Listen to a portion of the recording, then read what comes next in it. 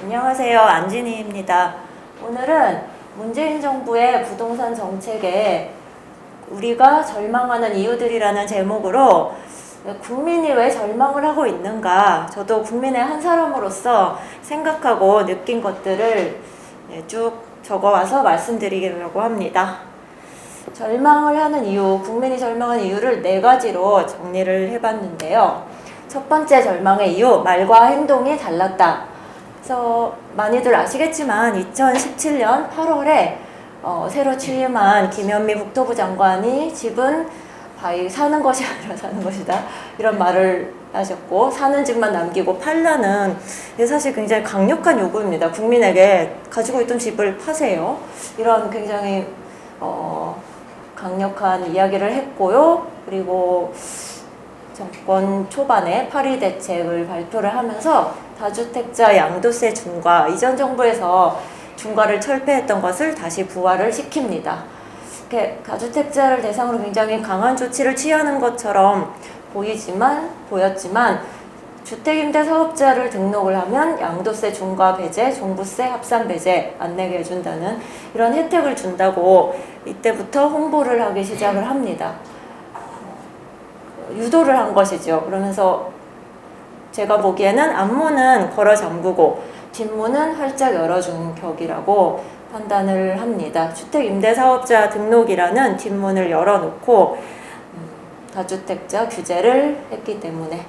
그리고 최근에 밝혀지고 있는 바에 따르면 정책 담당자 본인들도 집을 팔지 않았다, 국민에게 팔라고 해놓고 본인들은 팔지 않았다라는 사실이 드러나고 있습니다. 그리고 말과 행동이 달랐다. 건설 경기 부양에 관한 내용입니다. 작년 11월이죠. 국민과의 대화에서 문재인 대통령이 여러 가지 말을 했는데, 그 중에 하나가 성장률과 관련한 어려움을 겪더라도 우리 정부는 부동산을 경기 부양 수단으로 활용하지 않겠다라고 이야기를 했습니다. 그런데 이 이야기를 한 시점에도 이미 부동산 경기 부양은 이루어지고 있었습니다. 출범 후에 처음 2년 동안 예타 면제 사업이 29조 6천억 원 규모, 일자리 사업 등 여러 가지 사업에 대해서 이미 예타를 면제를 했고, 2019년 1월에 또 한 번에 각 지자체별로 23개 사업에 24조 원이 넘는 이제 사업에 대해서 예타 면제를 해주겠다라고 발표를 합니다. 그리고 정권 초반부터 시행을 하고 있었던 50조 원 규모의 도시재생 뉴딜 사업, 이런 것들을 다 시행을 하고 있었고요. 이런 상태에서 또 건설 경기 부양은 하지 않겠다라는 것이 일치가 되지 않는다고 봅니다. 또 공급 부분에서 말과 행동이 달랐다고 보는데요. 김현미 국토부 장관 같은 경우에 임기 초기에 공급이 부족한 것이 아니다, 지금 투기가 문제고 강남에 중심으로 이루어지고 있는 투기가 문제라고 얘기를 했는데, 그래도 집값이 잡히지 않으니까 어느 순간부터 공급 대책을 발표를 하기 시작합니다. 2008년에 3기 신도시 3개 건설하겠다 대책이 나왔고, 최근에는 그린벨트 해제하겠다라고 또 던졌다가 또 걷어들이고 8.4 공급 대책을 통해서 또 어느 순간 또 공급이라는 방식으로 문제를 해결하겠다는 신호를 보내고 있습니다. 그러면 말이 달라졌는데 그 사이에 그럼 공급이 특별히 부족해졌나, 그 원인을 좀 밝히고 왜 대책이 달라지는 것인지 설명을 해야 되는데 그런 설명의 과정이 없습니다. 그러니까 1, 2년 사이에 갑자기 인구가 수도권으로 굉장히 많이 유입이 됐느냐, 아니면 1, 2년 사이에 아파트 특정 평형에 대한 수요가 급증을 했는가, 그런 일은 제가 알기로는 없었고요. 갑자기 공급이 부족해졌다기보다는 다주택자 물량이 잠겨버린 것이 원인이 아닌가라는 나름의 생각을 써봤습니다. 그 물량이 나오게 하는 정책을 쓸 수 있는 권한을 가지고 있지만 쓰지 않았기 때문에 공급 부족처럼 보이는 이런 상황에서 공급 확대하겠다라고, 이 부분도 문제라고 봤고요. 말과 행동이 달랐다 마지막으로는 올해 초에 문재인 대통령이 투기와의 전쟁에서 절대 지지 않을 것이라고 얘기를 했고, 집값을 취임 전으로 돌려놓겠다. 취임 전으로 돌려놓겠다라는 것은요, 이때 이미 집값이 45%, 50% 가까이 올라있던 상황에서 취임 전으로 되돌리겠다는 건 굉장히 많이 떨어뜨리겠다는 얘기고, 쉽게 할 수 있는 얘기, 쉽게 해서는 안 되는 얘기였습니다. 근데 이런 말을 했으면 그만큼 행동이 따라야 되는데, 그 정도로 강력한 조치는 없었고, 실제로 올해 3, 4월 코로나 국면에 집값이 하락 조짐이 나타나기 시작을 했는데, 그 상황에 5월 초에 갑자기 개발 계획을 발표를 합니다. 용산 정비창하고 6월에 잠실 마이스까지 발표를 하면서 집값이 다시 상승을 거듭합니다. 그래서 말과 행동이 달랐다. 두 번째 절망의 이유로는 현실을 인정하지 않는다라는 것입니다. 그래서 뭐 많은 분들이 느끼고 있는 것을 제가 그냥 정리를 했는데요. 일단 작년 11월 국민과의 대화에서 집값이 안정화되고 있다. 이때 아마 저를 포함해서 많은 국민이 놀라고 또 충격을 받지 않았나 생각을 합니다. 그래서 국민이 체감하는 현실과 정책 담당자의 인식이 너무 다르다. 김현미 국토부 장관 같은 경우에는 얼마 전에 국회에서 부동산 정책이 지금까지 몇 번 나왔나? 라는 질문에 5번이라고 대답을 했습니다. 그리고 서울 집값 상승은 아파트, 빌라 다 합쳐서 11%라고 주장을 했고요. 정부 부동산 대책이 종합적으로 잘 작동하고 있다라고 이야기를 합니다. 이런 것이 국민이 느끼는 것과 너무나 괴리가 되어 있다라는 데서 또 절망이 온다고 생각을 합니다. 변창흠 LH공사 사장 같은 경우에도 현 정부 부동산 정책이 중상은 된다. 그리고 전 정부 때는 쉬운 시기였다. 이런 발언을 통해서 이런 발언을 하고 있고요. 김태년 더불어민주당 원내대표 같은 경우는 7.10 대책의 후속 입법으로 부동산 관련법, 임대차 3법 포함해서 법안들을 통과시킨 날입니다. 8월 4일에 오늘은 투기를 근절하고 부동산 시장을 안정시키는 분기점이고, 전 국민이 부동산의 노예에서 해방되는 날이다라는 굉장히 거창한 이야기를 하셨고요. 그러면서 임대차 3법을 통과시켰는데 지지율이 왜 하락하는가? 이런 정도의 인식을 가지고 있기 때문에 국민의 절망이 깊어진다고 봅니다. 현실과 괴리되는 것도 하나가 통계인데요. 지난 3년간 서울 아파트값은 14%, 집값 전체로는 11% 상승했다는 입장을 견지를 하고 있습니다. 정부가. 근데 이 수치가 국민이 체감하는 현실과 동떨어져 있고요. 적어도 수도권에서는 굉장히 동떨어져 있고, 시민단체에서 자체 조사한 수치와도 전혀 다르고, KB 국민은행 시세와도 불일치하고, 정부의 수치만 혼자 동떨어져 있습니다, 보통. 그래서 그러면 왜 차이가 나는가 근거를 밝혀야 되는데, 통계의 근거도 제시하지 않음으로써 심각한 정책 불신을 초래했다고 봅니다.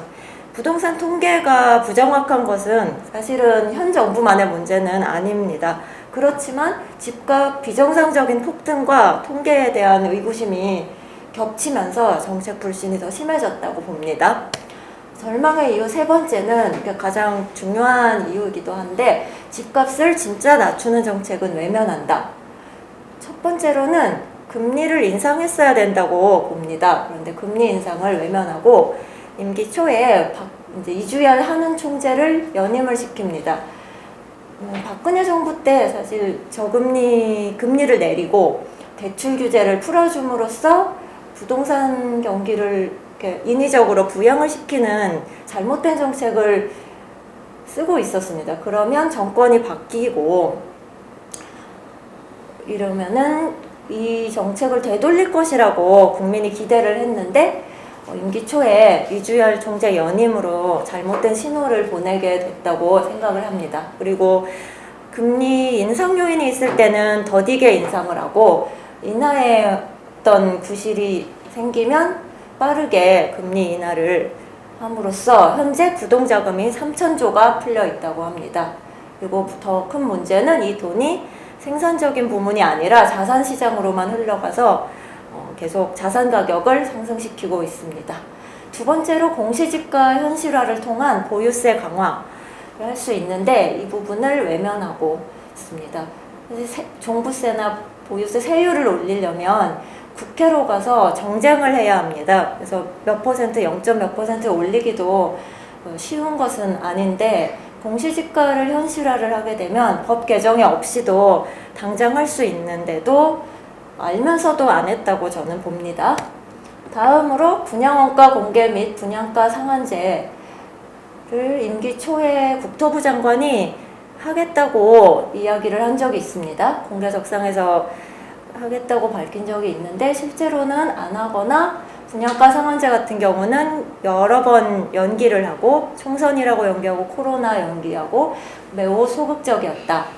그리고 이미 집값이 오른 곳을 대상으로 뒤를 쫓아가면서 투기 과열지구를 지정한다거나 핀셋 규제를 함으로써 풍선 효과가 유발이 됐고 시장은 자꾸 내성이 생기게 되었다.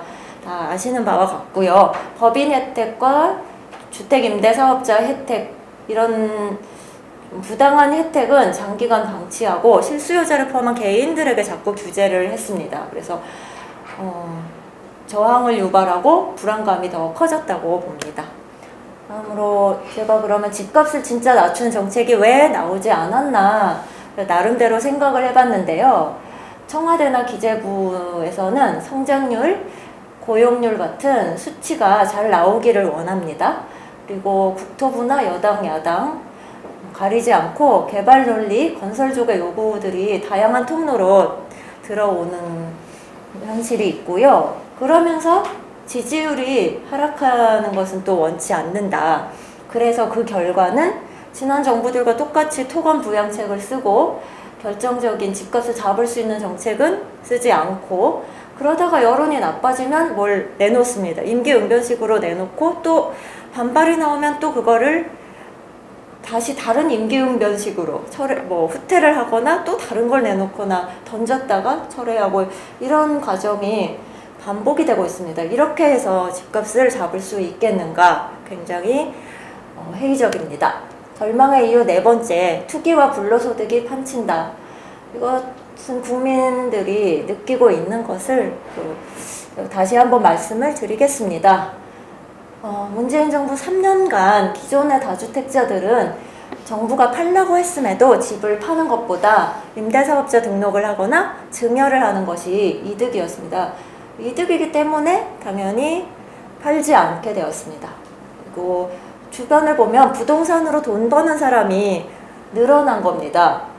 그렇기 때문에 평범한 회사원, 주부, 교사, 대학생 등 우리 주변에서 볼 수 있는 이웃들이 부동산 투기에 예전보다 훨씬 많이 가담을 한 것을 느낄 수가 있고요. 또 무주택자나 젊은 세대 일부는 점점 불안해지기 때문에 무리한 대출을 받아서 주택을 구입하고 있습니다.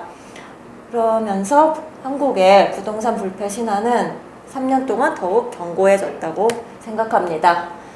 그래서 아까 정대영 소장님 발표 내용하고도 좀 겹치는데요. 3년 동안 갭 투자를 한 사람 입장에서는 집값이 올라서 시세 차익을 누리고요.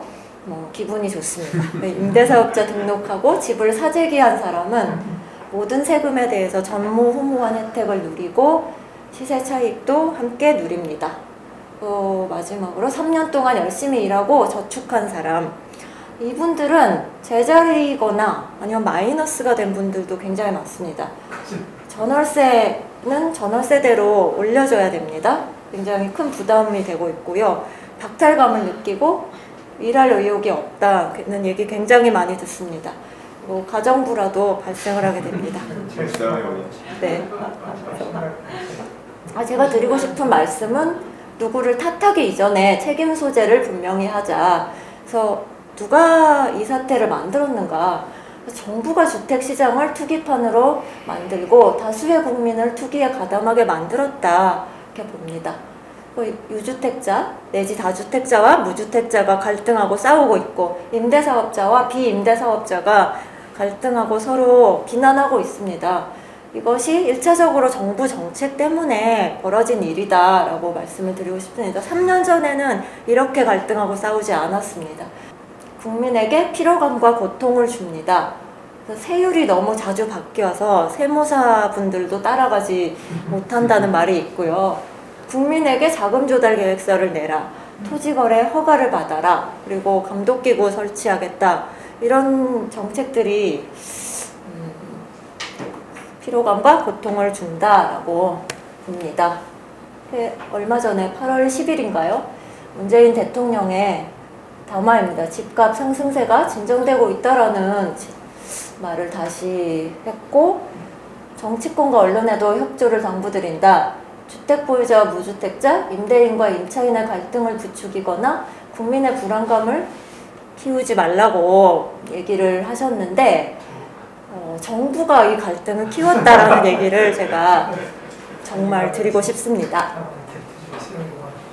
그리고 절망의 이유 네 번째, 정리를 하면 자금이 생산적인 부분으로 흘러가지 못하고 부동산 시장으로 몰리면서 이제 한국 사회의 고질적인 불건전한 경제 구조가 온전하게 되었습니다. 출범하면서 노동 존중 사회를 선언을 했는데 아무리 이래도 근로소득이 불로소득을 따라잡지 못하는 사회가 되었습니다. 그리고 출산율이 떨어진 것은 당연한 결과고요. 가계부채도 굉장히 많이 늘었습니다. 그래서 GDP 대비 가계부채 비율이 97.9%로 세계 주요 39개국 중 1위, 굉장히 위험한 상황이라고 봅니다. 여기까지가 국민이 절망하는 4가지 이유를 나름대로 말씀을 드렸고, 제 나름대로 전망을 해보자면 이대로라면 집값 하락은 어렵다. 부동산 정책에 대한 국민의 신뢰가 완전히 상실된 상태, 그리고 정부가 집값을 원상회복할 의지가 없다는 것이 한두 번도 아니고 23번이나 확인이 되었습니다. 그래서 이것을 바꾸지 않는다면 집값은 상승 또는 보합이라고 조심스럽게 예상을 해봅니다.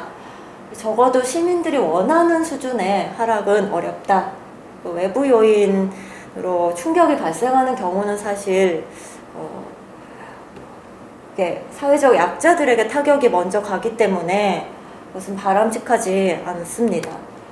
그래서 제가 더불어 살면서 활동하면서 토론하고 이런 내용을 바탕으로 제언을 하자면, 신용만 하지 말고 진짜로 집값 잡는 정책을 시행하라. 먼저 해야 할 일은 당연히 정책 실패를 인정하고 국민에게 사과를 하십시오. 그리고 부동산 정책 책임자는 교체를 해야 한다. 이것은 기본 중에 기본입니다. 그리고 그것만으로는 안 되고 시장에 뚜렷한 신호를 보내는 대책이 나와야 한다. 그래서 제 나름대로 4가지를 제시를 하자면, 보유세 강화인데 보유세 세율을 가지고 얘기를 하기 전에 주택임대사업자 혜택을 폐지해야 되고요. 공시지가 현실화가 더 선행이 돼야 됩니다. 기준금리 인상하라. 금리 인상의 여러 가지 이유로 정말 그렇게 어렵다면 최소한 주택담보대출 금리라도 인상하라. 그리고 지금 하고 있는 무늬만 공공임대주택 말고 진짜 공공임대주택을 대폭 확충하라. 그리고 마지막으로 분양가 상한제나 반값주택 등 정부가 주택의 가격을 통제하라. 그리고 저는 필요하다면 여기에 플러스 알파, 그래서 의지를 가지고 정말 어떤 거든지 창의적인 발상도 할 수 있다고 보고요. 이런 상황이라면 정말 뚜렷한 신호를 보내는 대책, 집을 내다 팔아야겠구나라고 생각을 하게 만드는 대책이 나와야 된다고 생각을 합니다. 여기까지 하겠습니다. 감사합니다.